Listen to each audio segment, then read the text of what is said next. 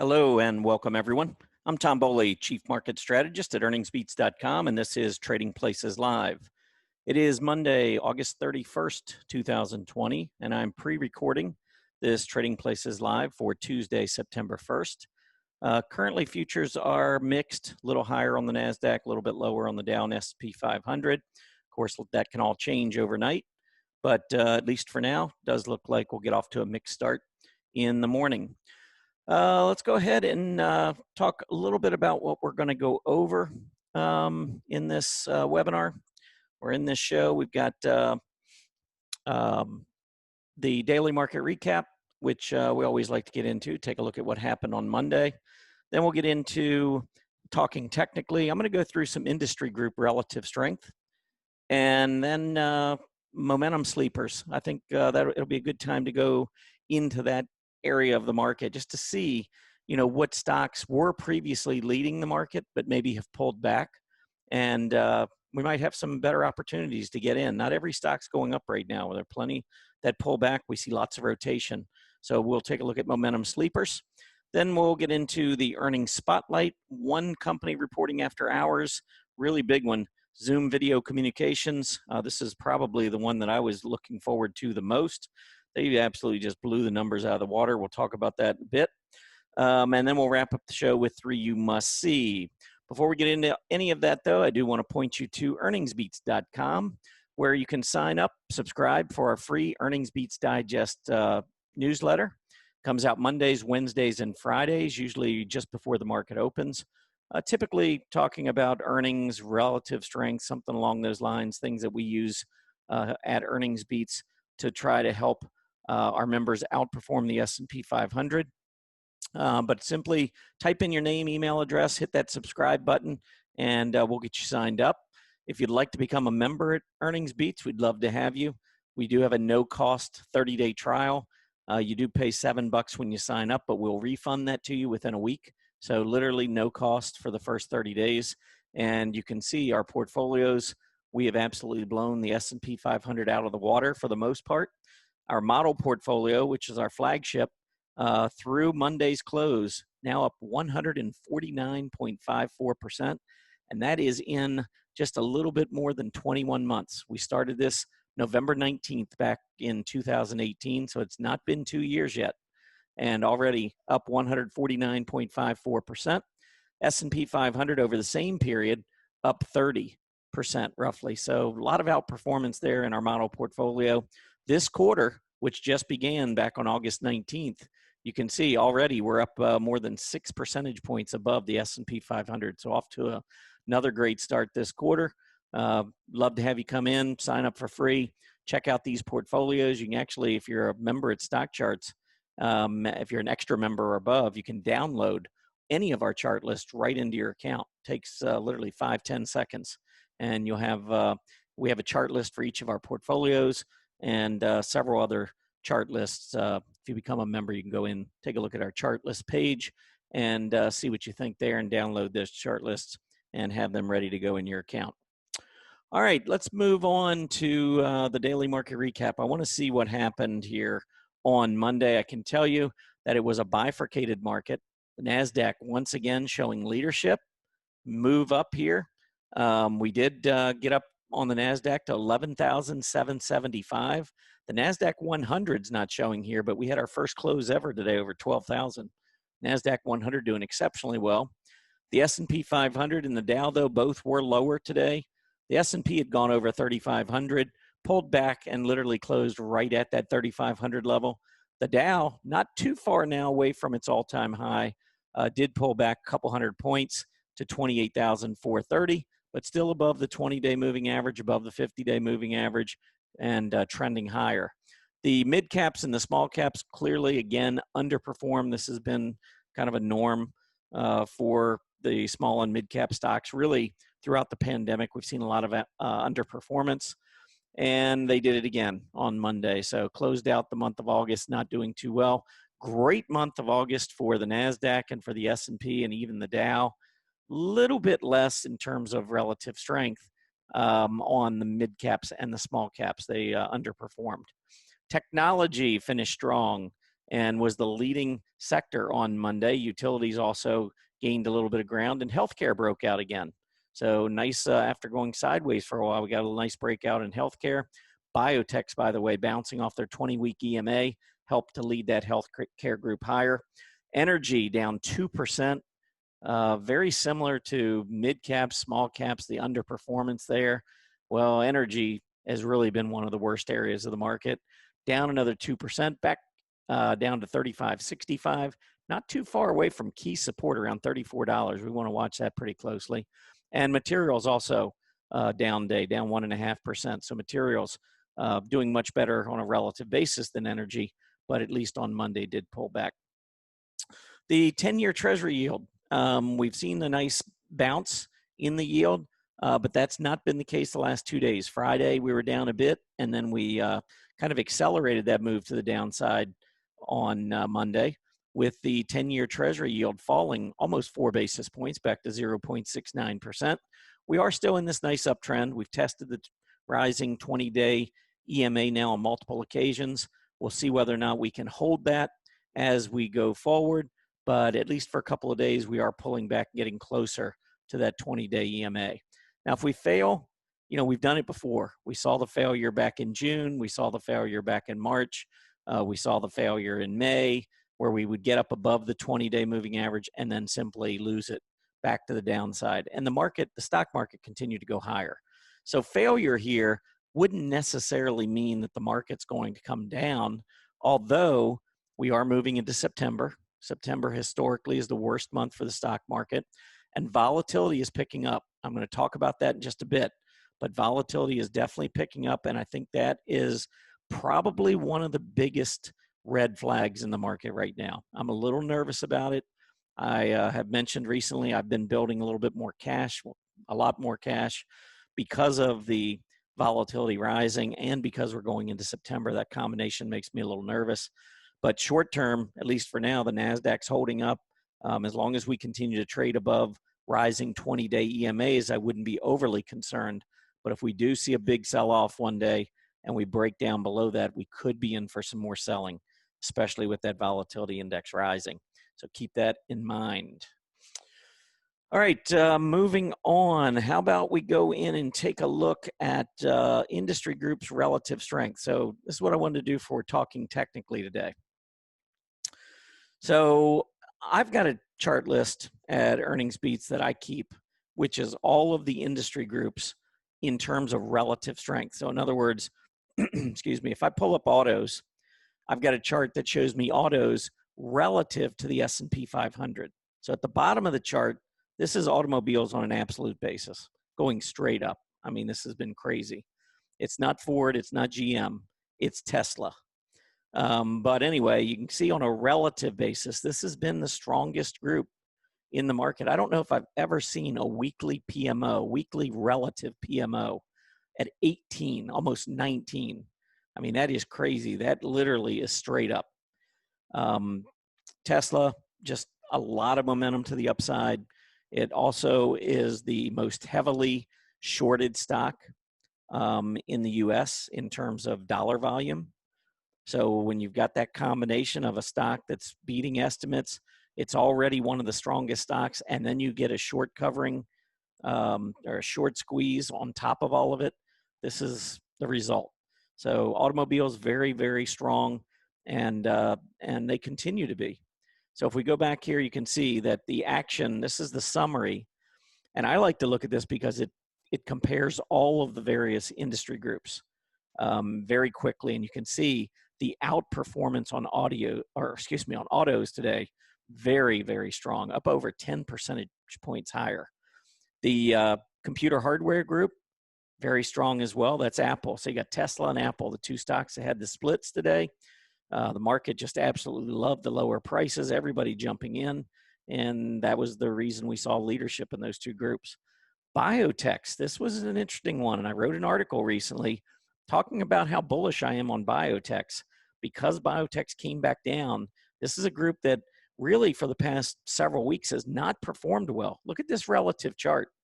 I mean, when you look at this relative chart, you might say, well, what would you like about this? It's not been performing well at all.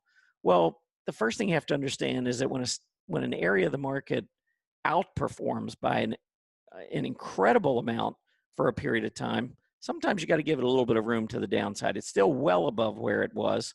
I think when you look at the bottoms here in July of 2019, then again in September, and then January of 2020, and now as we turn back up, each one of these continues to move higher. Now, this is a very volatile group. Biotechs are very volatile, but you can see this is the absolute chart down here on the bottom. We pulled back, but again, higher lows each time, and we're starting to turn back up. The other thing I'll mention here, and I'm going to pull this up for you. If we look at the biotechs and we go to a weekly chart, this is one of the things I really liked. Look at that test of the 20-week moving average. If we go, this is just 5 years, and of course the biotechs were going sideways for a while. I'm going to go back 10 years so that you can see the last big move in the biotechs from 2011 through 2015. So this is what the biotechs can do. We kind of got into this, I don't know, this rut of biotechs doing nothing for about 4 or 5 years. But when we broke out here above 2,200, I said, I believe this is the start of something big to the upside. We went immediately up to 2,600. It may not look like a lot, but that was a big move we made in the biotechs.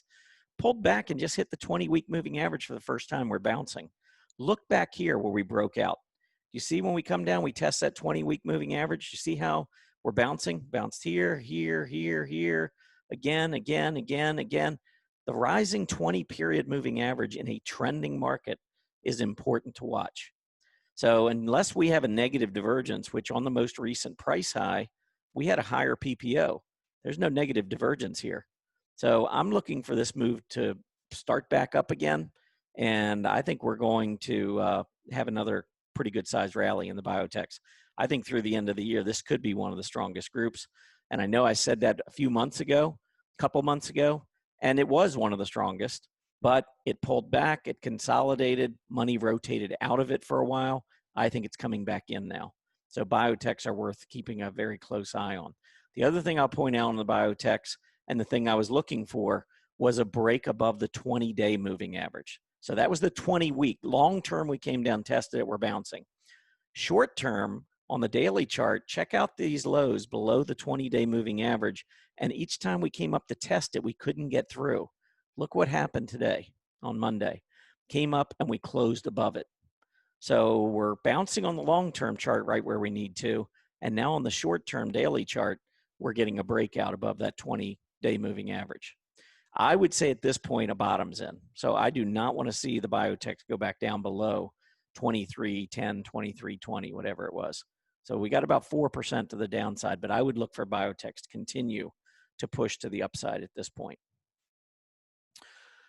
All right, the other thing you can do, looking at that, if we go all the way back here and look at this relative strength chart list of the industry groups, when you have it on summary form like this, I could change it. I mean, I could say, okay, well, what's been leading for the last week? Well, autos still leading for the last week, doing really well. This is coal, non-ferrous metals, and we got software, internet stocks, recreational services, broadline retail, mix. There's biotechs. So biotechs starting to work their way up. That's 1 week. Then we could go 1 month, 3 months, 6 months, and all. But I'm going to go back to that intraday so we can see, take a look at what happened here on Monday. But I'm going to change this and let's see what didn't work today. And the interesting part is that a lot of the groups that were struggling during the pandemic started to come out of there, you know, and break out last week. Well, they pulled back again, and that's fine. Most of these groups are still not leaders, but they are beginning to show much better strength. And I think after we pull back, I believe we'll see another push to the upside. But when you look through this list, you've got paper, but then you've got hotel and lodging REITs. This has been one of the worst areas. I would say this group, along with recreational services and airlines, have been among probably the 3 worst groups in the market since February, March. And there's the hotel and lodging REITs. Here's airlines, 5th worst today. And there's recreational services, 7th worst. So a lot of these groups that weren't working, gambling also another group that was beaten up throughout the year. The one that's on this list that's actually been pretty strong is renewable energy. Renewable energy had a rough day today, but this is a group that's been incredibly strong. It's maybe in the top 3 or 4 industry groups when you look at the relative strength. I mean, this has been a huge move. Look at that relative PPO up at 9.3. I would say obviously autos are higher and maybe computer hardware with Apple. But outside of those, actually I can tell you because I looked at this earlier. Computer hardware right now, or earlier today, was 9.4. So it literally is just above this. And then non-ferrous metals picking up just under 8. So that's another one that has been doing very well. I can pull that up and show you this one. This is non-ferrous metals, 7.70. So you can see all of a sudden the relative strength coming into this area. Freeport McMoran, FCX, that's the one that I pointed out recently, probably within the last week or two. That one continues to push higher. That's been one of the leaders in this space. All right, let's move on to momentum sleepers. And what I wanted to do here, I ran a scan, and here's the scan I ran. Very simple. The big thing here is I wanted to make sure that over the last 50 days, the average volume was at least 300,000 shares. So I wanted to make sure that these stocks were liquid. Also, right now, I want the scooter to be less than 70. Remember, we're looking for momentum sleepers. So these are ones maybe that used to be leaders and now have fallen back a little bit. So with the scooter below 70, that tells me that it's not been that strong of late and it's lagging some of its peers. Now, the next part here is 23 days ago, the scooter was above 90. So 23 trading days is roughly 1 month. So what I'm saying here is that the scooter now is below 70. But a month ago, the scooter was above 90.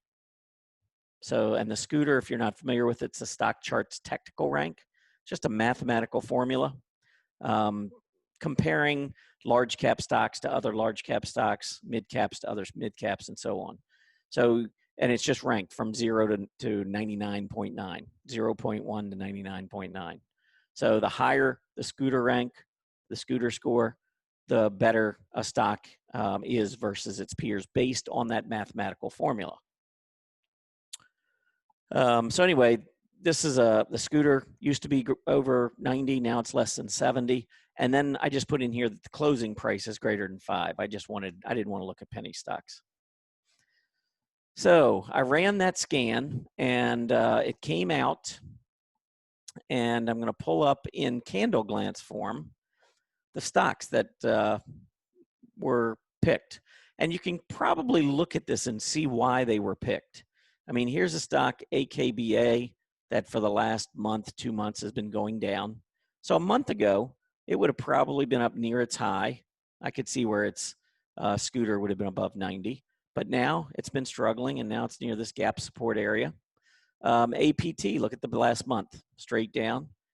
CCS hasn't really come down much, but it's just gone sideways. Hasn't really tacked on anything in the last month. CODX, there's a 1 month drop. Same with DLR. I mean, you can go through this list and take a look at them. But there were a couple that I thought looked, kind of interesting. And so I wanted to talk about those. One is Hologic. This is one that had broken out, had some good volume, gapped up back at the end of July. I'm sure that was earnings related, and then is pulled back recently here and is now back down around 60 bucks. But look at the accumulation distribution, still not far from a high. So while price has been coming down and the volume picked up, the accumulation distribution line actually is not that bad. So if I pull this chart up, well, there's the hammer.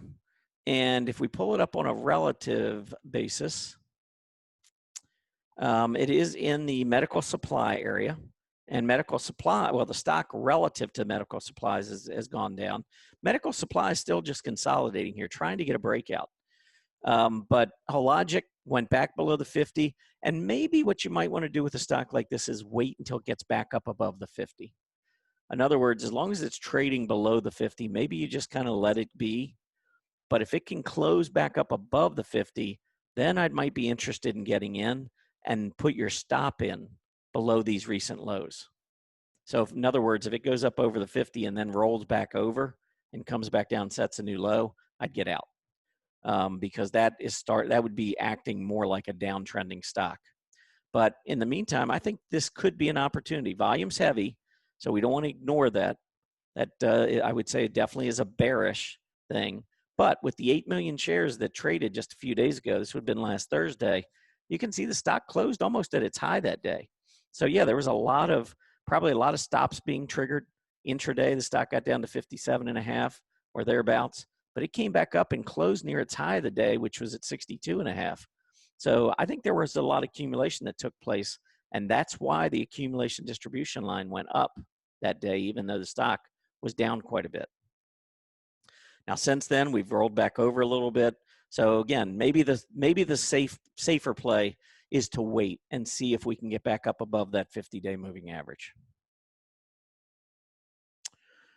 All right, so that was one that I thought looked interesting as a possible momentum sleeper. And as I go back through, let's see what else we have here. Lam Research is kind of interesting to me. I mean, we got the PPO back down to the center line. We did have the AD line rising, although it has pulled back with price action here over the past couple of weeks. But this is a stock that was doing exceptionally well, and now has just pulled back, for a period really of about a week and a half, 2 weeks. This is one I could at least consider. Now, the volume's picked up, and you can see we've been trending below that 20-day moving average. The PPO has gone slightly negative. This might be another one. Sometimes, when I'm looking at a stock that appears to have broken down, rather than try to be a hero and catch the bottom, sometimes I'll let it stabilize and wait until it can get back up through its key moving averages. And then wherever that low was, I make sure that's my stop. So that might be a strategy here for Lam Research. If we pull it up on a relative basis, this was a stock that just literally a month ago was a clear leader in the semi space, but it has lost a lot of relative strength in the past 30 days. I don't know what's going on, but it clearly has lost a lot of relative strength. So that's enough maybe to keep me on the sidelines, but enough still, I see enough from this stock with this uptrend that I would at least keep it on my radar. We'll see if there's anything else in here that might be momentum sleeper.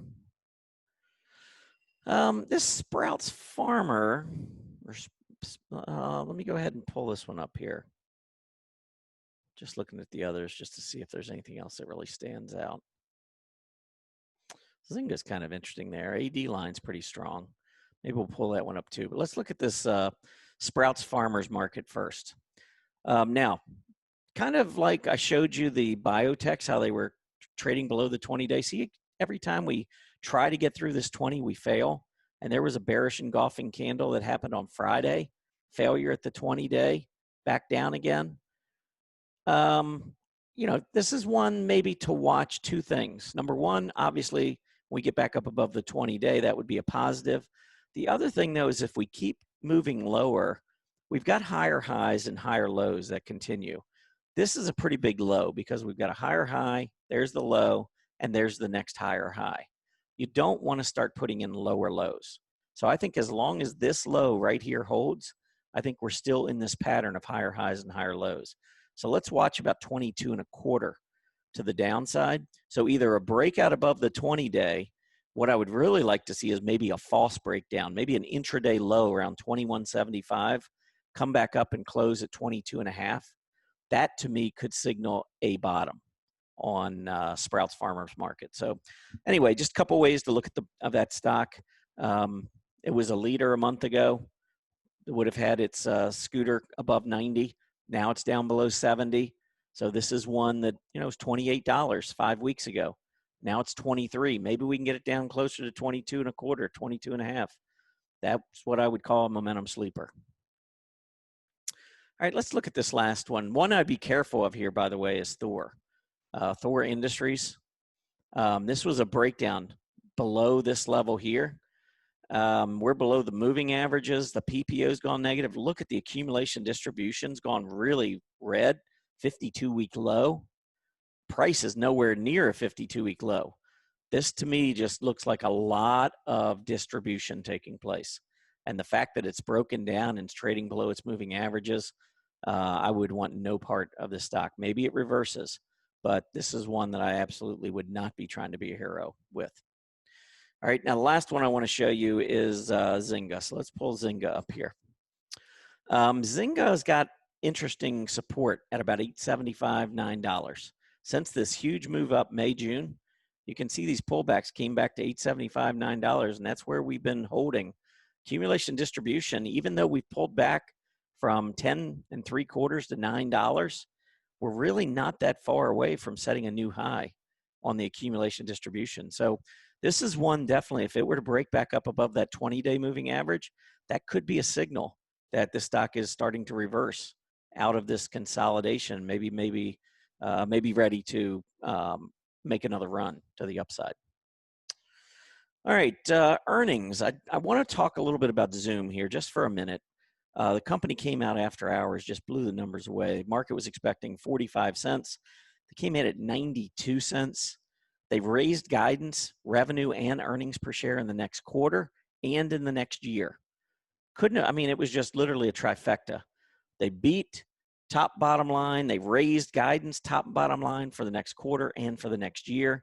Look at the accumulation distribution, setting a new high as it breaks out again on Monday, heading into its earnings report. It was trading up near 400 last I saw. So Zoom, clearly one of the leaders in the market, and solid report. I don't know what's going to happen after it gaps up tomorrow, but if it were to pull back and fill the gap, I would definitely be in. I don't know if we're going to see that or not. This is a stock that's got a lot of momentum to the upside. A couple other stocks I'll point out that are going to be reporting the next couple of days, and they have been making some nice moves to the upside in anticipation. One's CrowdStrike. This is a stock that was on our downtrend reversal scan a few weeks ago on this false breakdown, reversed back the next day, set a new high off that downtrend. That sparked a pre-earnings run. Stock's was down the 93 area. Now it's 125. I think I saw it up $4 after hours, so it looks like it's going to be running again. This one definitely making a run into earnings. Cloudera is another one that I think looks like it's making a pretty nice run as it heads toward its earnings later this week. Stock was down at 11 just recently. Now it's back up over 13. This is going to be an interesting one to watch. DocuSign is probably the big one for me this week. Stock, I think, was up $19 or something after hours when Zoom reported. So DocuSign, I think market's anticipating big numbers here.